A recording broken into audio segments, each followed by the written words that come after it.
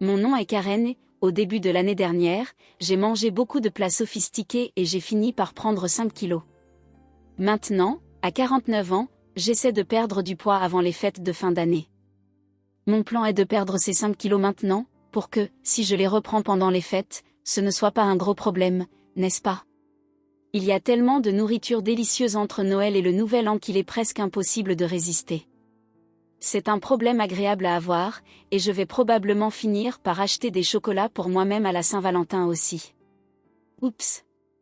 J'ai déjà l'eau à la bouche rien que d'y penser. Il semble que je vais encore prendre du poids cette année. Ah, tant pis. Aujourd'hui, je veux partager avec vous une histoire d'hiver, quelque chose qui m'est arrivé quand j'avais 28 ans. Après plusieurs années de relation, mon petit ami de l'époque, Paul, et moi nous sommes fiancés, et je l'ai présenté à mes parents. C'était cette fameuse présentation pour le mariage. Mes parents ont aimé Paul, et tout semblait bien se passer. Cependant, ma sœur aînée, Laura, qui a 3 ans de plus que moi, est rentrée du travail, et un problème est survenu. Elle s'est fixée sur Paul. C'est étrange, mais quand on est la sœur de quelqu'un, on peut sentir les sentiments de l'autre. J'ai immédiatement su qu'elle était tombée amoureuse de Paul dès qu'elle l'a vu. J'espérais que ce ne serait qu'un béguin passager, mais quand elle lui a serré la main, elle a rougi et a tenu sa main un peu plus longtemps que nécessaire. Même lorsqu'elle lui parlait, il y avait un regard rêveur dans ses yeux. Je trouvais cela déplacé qu'elle agisse ainsi avec mon fiancé, mais peut-être qu'elle ne se rendait même pas compte de ce qu'elle faisait. Les émotions peuvent être difficiles à contrôler. J'ai décidé de faire semblant de ne rien avoir remarqué, en espérant que ma sœur n'agirait pas en fonction de ses sentiments. Cependant, après que Paul soit parti, ma sœur, fraîchement sortie de la douche et encore enveloppée dans une serviette, m'a confrontée. « Tu devrais annuler tes fiançailles », m'a-t-elle dit. Selon elle, Paul était un coureur de jupons et je pourrais trouver quelqu'un de mieux. Elle a continué à critiquer Paul, mais n'avait aucune raison réelle de dire cela. « Pourquoi penses-tu qu'il est un coureur de jupons ?» ai-je demandé. « C'est de l'intuition féminine », m'a-t-elle répondu.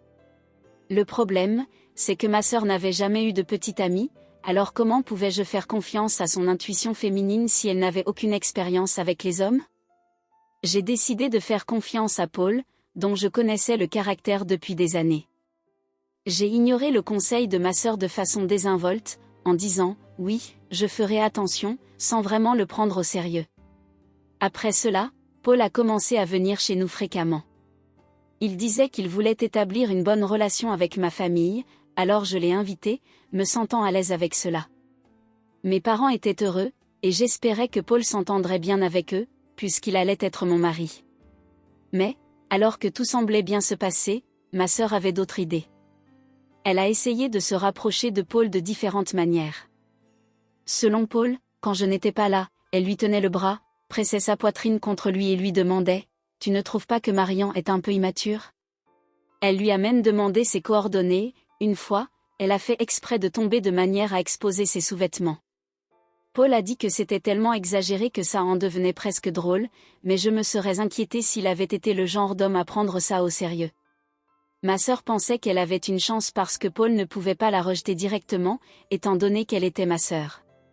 Chaque fois qu'ils se croisaient, elle l'abordait avec une voix douce, en disant « Eh ». Tout avait commencé par un coup de foudre, mais le fait que Paul travaillait pour une grande entreprise n'aidait pas, car cela le rendait encore plus attirant à ses yeux. Elle m'a dit « Il est fiable, il a un visage que j'aime et il semble être le genre d'homme qui peut offrir de la sécurité à l'avenir. » Elle était complètement sous son charme. Mes parents voyaient tout cela, mais ils ne disaient rien. En fait, il n'était pas rare qu'ils restent silencieux face au comportement de ma sœur. Honnêtement, elle avait toujours été le genre de personne à avoir du mal à accomplir les choses. Par exemple, si on lui demandait de réchauffer de la nourriture, elle pouvait utiliser accidentellement une assiette en plastique non résistante à la chaleur, qui fondait. Elle n'était pas douée pour les études ni pour les sports. Elle avait l'habitude de manquer les cours de natation avec des excuses comme s'être blessée au pied, se sentir mal ou avoir des problèmes de peau. Elle n'était bonne ni en études, ni en sport, ni pour les tâches ménagères. Et, pour être honnête, elle n'était pas particulièrement belle non plus. Pourtant, en tant qu'aînée, mes parents l'ont toujours traitée différemment, lui accordant un traitement spécial. Ils m'ont même silencieusement transféré la responsabilité de la soutenir. On m'a toujours demandé de m'assurer qu'elle brillait sans trop me faire remarquer. Cela semblait injuste d'être traitée si différemment en tant que sœur, mais je suppose que mes parents la voyaient comme quelqu'un qui ne pouvait pas faire grand-chose par elle-même et avait pitié d'elle. De mon côté, j'avais toujours été du genre à accomplir les choses rapidement et efficacement. Peut-être que les adultes ne voyaient pas beaucoup d'intérêt à aider quelqu'un qui pouvait tout gérer seul, alors je suis devenue douée pour prendre en charge les besoins de ma sœur. Parfois, je faisais même semblant d'être moins capable en public pour maintenir l'équilibre. Mais en grandissant, j'ai réalisé que continuer ainsi ne m'aiderait pas à long terme. J'ai commencé à m'imposer face à mes parents et à faire les choses à ma manière. Si j'avais continué à tout accepter, je serais devenue quelqu'un d'incapable de faire quoi que ce soit. Quand j'ai commencé à m'affirmer, ma sœur ne l'a pas très bien pris, car elle perdait mon soutien. Mais nous n'avions jamais eu de relation conflictuelle. Nous pouvions encore discuter normalement, et parfois je lui donnais même des conseils quand elle avait des problèmes. Notre famille avait ses problèmes, comme le fait d'être surprotectrice envers ma sœur et une légère tension entre nous, mais je pensais toujours que nous étions une famille relativement normale. Cependant, les choses ont changé quand Paul n'a pas réciproqué les sentiments de ma sœur. Elle ne pouvait pas supporter le fait que sa sœur cadette allait se marier avant elle.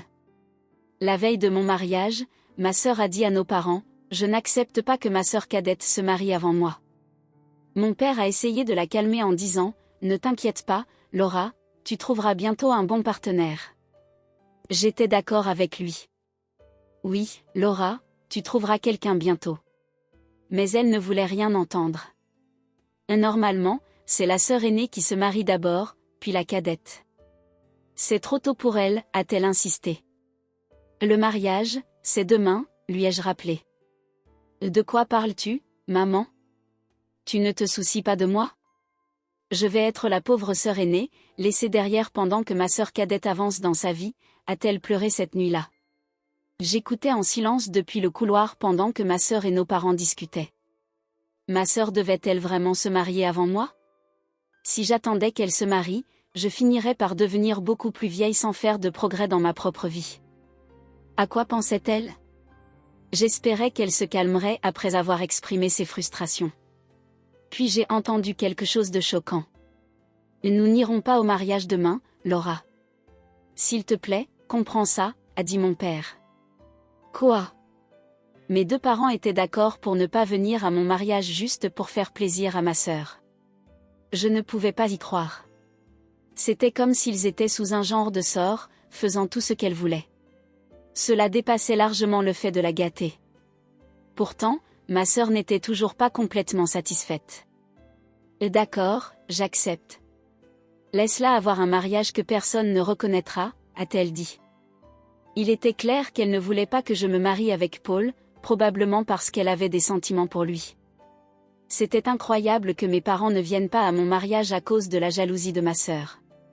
Le jour de mon mariage est arrivé, mais j'avais à peine dormi la nuit précédente. Au lieu d'être excitée, je ressentais de l'anxiété et de l'inconfort, pensant constamment à ce qui s'était passé. Je n'oublierai jamais le sourire satisfait sur le visage de ma sœur lorsque mes parents lui ont dit qu'ils ne seraient pas présents. Sur le lieu du mariage, j'ai dû expliquer à Paul et à ses parents pourquoi les miens ne venaient pas.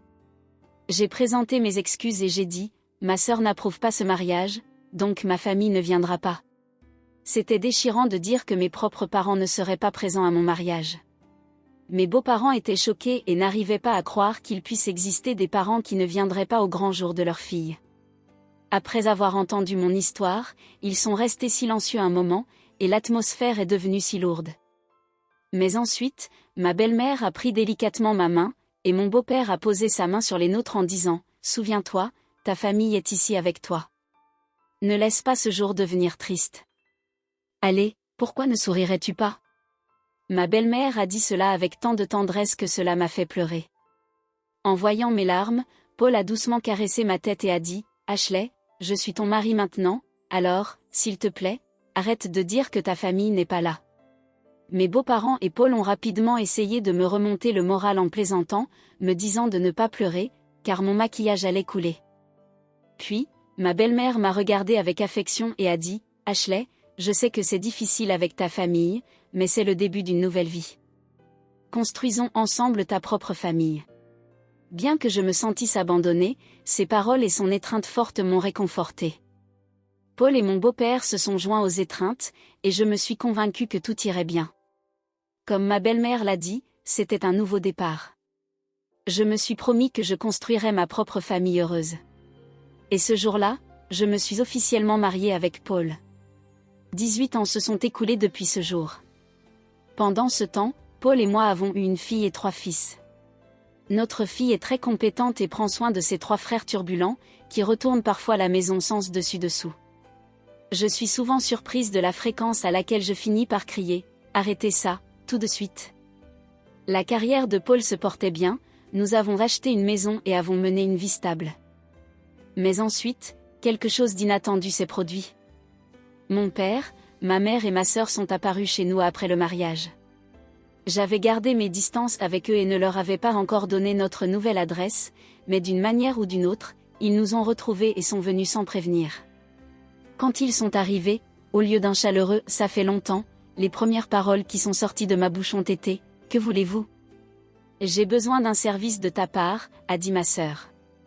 Mes parents ont ajouté « c'est quelque chose que seul toi peux faire pour nous », me regardant avec des expressions sérieuses.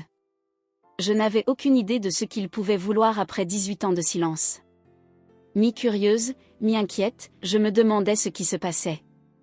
Je suis restée silencieuse pendant que ma mère parlait. « Nous voulons que tu donnes Paul à ta sœur. » Quoi ? Paul et moi étions choqués par ces paroles. « Attends une minute, qu'est-ce que tu veux dire par « donner Paul » ai-je demandé brusquement. Mes parents ont détourné le regard, coupables, tandis que ma sœur se tenait là, fière et confiante. Elle est encore célibataire et va avoir 45 ans cette année. « C'est un problème », a dit mon père. Ces paroles n'avaient aucun sens pour moi, et Paul semblait aussi confus que moi. En fait, a poursuivi mon père, l'entreprise pour laquelle elle travaillait a récemment fait faillite, et maintenant elle est au chômage. C'est difficile, nous sommes inquiets pour son avenir, étant célibataire et sans emploi. Nous espérons que tu comprendras, après tout, vous êtes sœurs et vous devriez ressentir la même chose. Dans mon esprit, je pensais, non, je ne pense définitivement pas comme ça, mais je suis restée silencieuse, attendant de voir ce qu'ils allaient dire ensuite. J'étais de plus en plus frustrée par la lenteur avec laquelle mon père parlait, mais je me suis retenue, impatiente d'entendre son point. Elle a toujours aimé Paul et est encore seule à cause de ça. Tu as déjà eu ton temps avec lui, tu pourrais le lui laisser pour le reste de sa vie. Paul et moi étions sans voix. Mes parents continuaient à implorer, s'il te plaît, tandis que ma sœur restait là, confiante, convaincue qu'elle obtiendrait ce qu'elle voulait. Vu comment mes parents l'avaient toujours gâtée, il était logique qu'elle y croie, mais cette demande était absurde. Alors que je mettais ma tête entre mes mains, Paul m'a tiré de côté et a chuchoté, ça pourrait être une opportunité. Une opportunité ? Que veux-tu dire ? Ai-je demandé. Eh bien, tu te souviens de cette blague que tu as faite quand tu étais ivre ? On dirait qu'elle est en train de devenir réalité, dit-il avec un petit sourire. Alors, on devrait continuer avec ça, ai-je demandé. Nous nous sommes levés et nous sommes tournés vers ma sœur et mes parents. Tu aimes vraiment Paul autant que ça, ai-je demandé à ma sœur. Elle a été surprise, a cligné des yeux, ébahie, et a répété, oui, oui, je l'aime depuis tout ce temps. Waouh, c'est un amour sérieux, ai-je dit. Tu es amoureuse de lui depuis 18 ans, même s'il est marié avec moi ?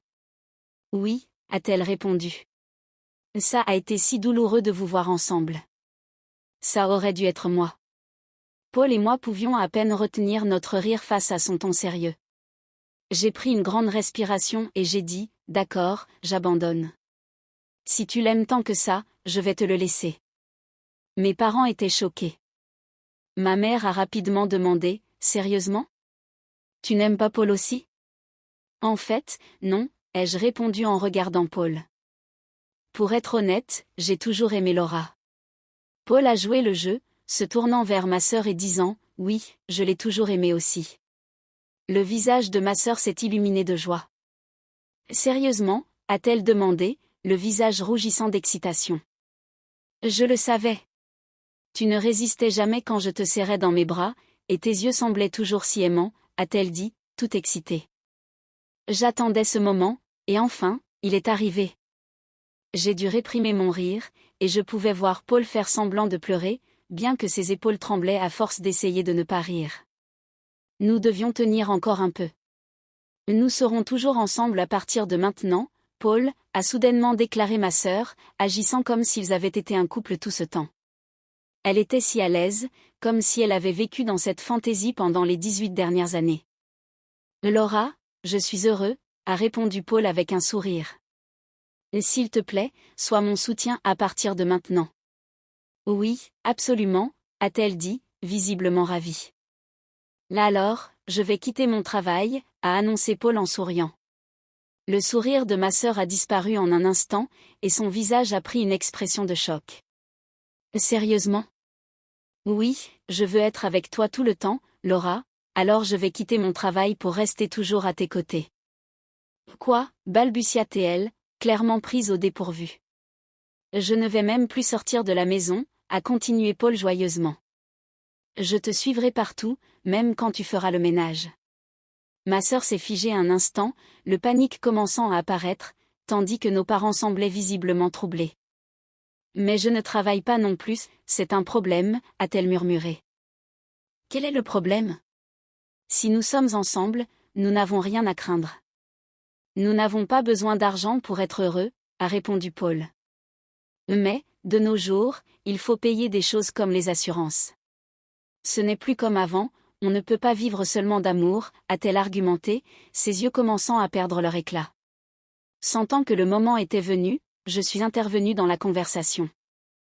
Paul, si nous finissons par divorcer, je vais prendre une grande partie des biens, donc tu ferais mieux de payer. Ne t'inquiète pas, Paul a dit en riant. Ta sœur et tes parents vont tout prendre en charge. En entendant cela, mes parents sont devenus pâles et ont échangé des regards inquiets. Laura, a dit mon père, c'est difficile à admettre, mais ce n'est pas correct. Voler le mari de ta sœur, c'est mal. Exactement, Laura, a ajouté ma mère, prenant soudainement ses distances par rapport au plan. C'était comme si toute la passion et le soutien pour ma sœur avaient disparu en un instant. De quoi parlez-vous? Vous m'aviez promis Paul, a crié Laura, sa frustration grandissant. C'était avant, a commencé mon père, mais elle l'a interrompu. Je ne veux rien entendre, a-t-elle hurlé. Personne ne me soutient? Laura a crié, et dans sa frénésie, elle a agrippé les cheveux de ma mère.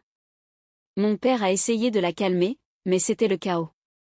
Au milieu de tout cela, Paul a parlé calmement. Laura, pour être honnête, tu n'es pas mon genre.